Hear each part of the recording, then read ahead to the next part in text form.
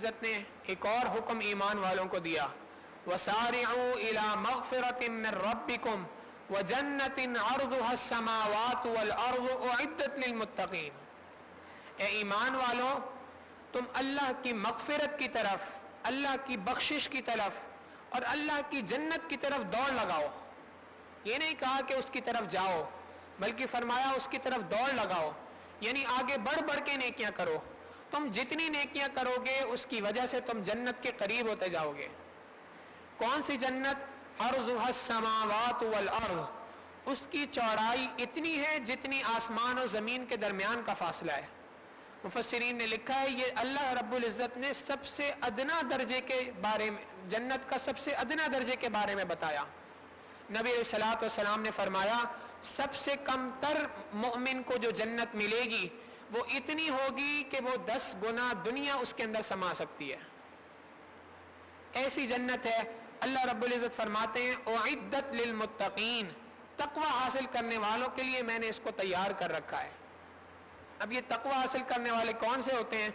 قرآن کریم خود بتا رہا ہے الذین ينفقون فی السراء والضراء، یہ وہ لوگ ہیں جو اللہ کی راہ میں خرچ کرتے ہیں۔ کس وقت پہ؟ جس وقت پہ وہ تنگ دست ہوتے ہیں اس وقت پر بھی، اور جس وقت پہ وہ خوشحال ہوتے ہیں اس وقت پر بھی اللہ کی راہ میں خرچ کرتے ہیں۔ ایک تو ہے کہ انسان خوشحال ہے تب اللہ کی راہ میں خرچ کر رہا ہے، یہ بھی اچھا ہے، لیکن اس سے زیادہ اعلیٰ یہ ہے کہ جب انسان تنگ دست ہو اس وقت بھی اللہ کی راہ میں خرچ کرے۔ تو پہلی نشانی کہ وہ اللہ کی راہ میں خرچ کرتے ہیں۔ دوسری نشانی والکاظمین الغیظ، غصے کو پی جانے والے، والعافین عن الناس، لوگوں کو معاف کرنے والے، واللہ یحب المحسنین، اللہ ایسے نیکوکاروں کے ساتھ، ایسے احسان کرنے والوں کے ساتھ محبت فرماتے ہیں۔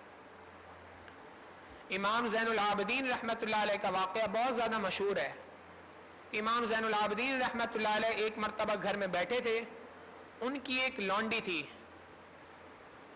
وہ کوئی گرما گرم سالن کا پیالہ تھا وہ لے کے وہاں سے گزر رہی تھی۔ اتفاق کی بات ہے کہ جب وہ امام زین العابدین رحمۃ اللہ علیہ کے قریب آئی تو اس کی توجہ اصل میں کسی اور طرف تھی، تو اس کا پاؤں پھسلا، اور جب پاؤں پھسلا تو گرما گرم سالن کا جو پیالہ تھا وہ پورا پیالہ امام زین العابدین رحمۃ اللہ علیہ کے چہرے کے اوپر گر گیا۔ اب چہرہ بھی جھلس گیا، کپڑے بھی خراب ہو گئے، تو انسان کو فطری طور پر غصہ آتا ہے۔ انہوں نے غصے سے اس لونڈی کی طرف دیکھا، وہ بھی آخر امام زین العابدین رحمۃ اللہ علیہ کی لونڈی تھی۔ اس نے آگے سے یہ آیت پڑھی والکاظمین الغیظ، غصے کو پی جانے والے۔ امام زین العابدین رحمۃ اللہ علیہ کا چہرہ فوراً بدل گیا، فرمایا میں نے غصے کو پی لیا۔ اس نے اگلی آیت کا حصہ پڑھا والکاظمین والعافین عن الناس، لوگوں کو معاف کرنے والے۔ امام زین العابدین رحمۃ اللہ علیہ نے فرمایا جا میں نے تجھے معاف کر دیا۔ اس نے آیت کا اگلا حصہ پڑھا واللہ یحب المحسنین، اللہ احسان کرنے والوں سے محبت فرماتے ہیں۔ امام زین العابدین رحمۃ اللہ علیہ نے فرمایا جا میں نے تجھے آزاد کر دیا۔ غصے کی حالت کے اندر ان کا قرآن کریم کے اوپر عمل ایسا تھا۔ آج ہمارا حال یہ ہے، ہم چھوٹی چھوٹی باتوں کے اوپر غصے کے اندر آ جاتے ہیں، ہر چھوٹی بات پہ غصے میں آ جاتے ہیں، اور افسوس کی بات یہ ہوتی ہے کہ جو جتنا زیادہ دیندار بظاہر ہوتا ہے اتنا زیادہ اس کے اندر غصہ زیادہ ہوتا ہے۔ نبی علیہ الصلوۃ والسلام نے فرمایا جس شخص کے اندر غصہ ہوتا ہے اس شخص کی رگوں کے اندر شیطان اس طرح سے دوڑ رہا ہوتا ہے جس طرح رگوں میں خون دوڑ رہا ہوتا ہے۔ یہ غصہ ایمان کی علامت نہیں ہے، یہ انسان کی کمزوری کی علامت ہے۔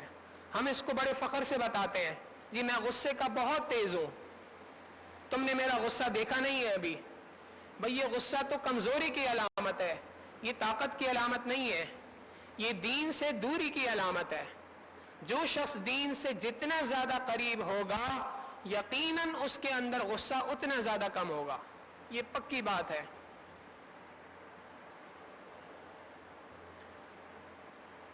ہمارے مشائخ جب کسی کو ٹیسٹ کرنا چاہتے تھے کہ یہ شخص کتنا زیادہ دیندار ہے تو اس کی دینداری کو چیک کرنے کا جو لٹمس پیپر تھا نا، جو تھرمامیٹر تھا جس سے چیک کیا کرتے تھے کہ یہ کتنا دیندار ہے، وہ تھرمامیٹر یہ غصہ تھا، غصے سے چیک کر لیتے تھے یہ کتنا دیندار ہے۔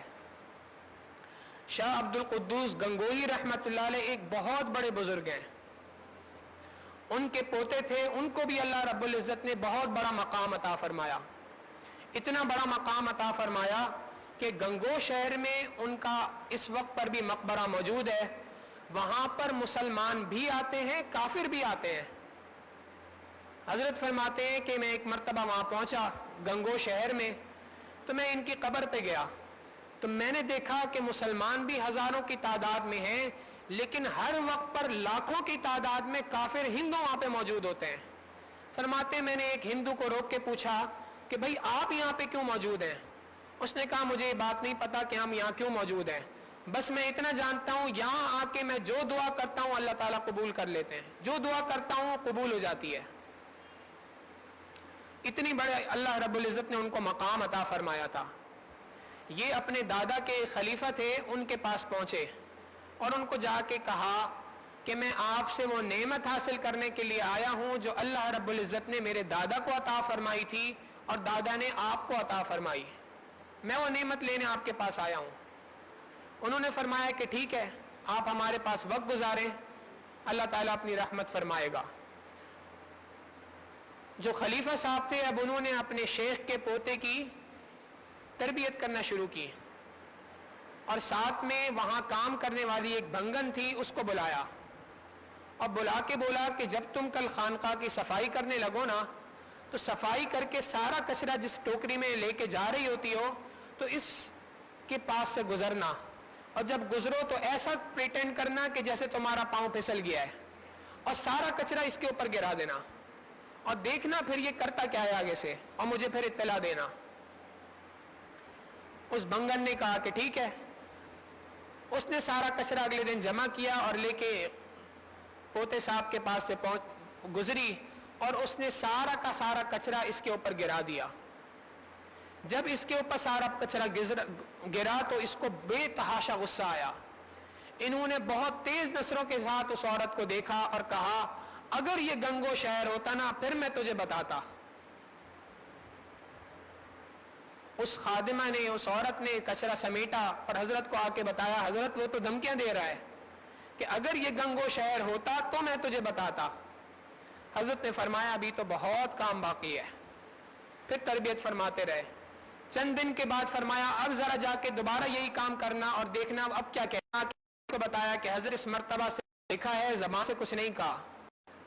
حضرت نے فرمایا کہ اچھا کچھ کام بن گیا ہے مگر ابھی بھی کچھ کام باقی ہے۔ چند دن اور تربیت فرمائی، پھر اس کے بعد فرمایا اب کی بار جاؤ اور دیکھو اور مجھے بتانا۔ یہ تیسری بار وہاں پہ گئی اور پھر اس نے اسی طرح سے کچرا گرایا۔ اب کی بار وہ اٹھ کے کھڑے ہوئے اور انہوں نے سارا کچرا سمیٹ کر ٹوکری کے اندر رکھا، اور اس کے بعد پوچھنے لگے آپ کو کوئی تکلیف تو نہیں پہنچی؟ انہوں نے آ کے یہ بات حضرت کو بتائی۔ حضرت نے فرمایا الحمدللہ اب کام بن گیا ہے۔ ان کو بلا کر نسبت کی بشارت دی اور اجازت و خلافت کے ساتھ رخصت فرمایا۔ تو مشائخ کے ہاں نیکی کا جو تھرمامیٹر ہوتا تھا جس سے چیک کرتے تھے کہ یہ بندہ کتنا نیکوکار ہے، وہ اس کے غصہ ہوا کرتا تھا۔ قرآن کریم بھی ہمیں یہی حکم دے رہا ہے کہ غصے کو پینا چاہیے۔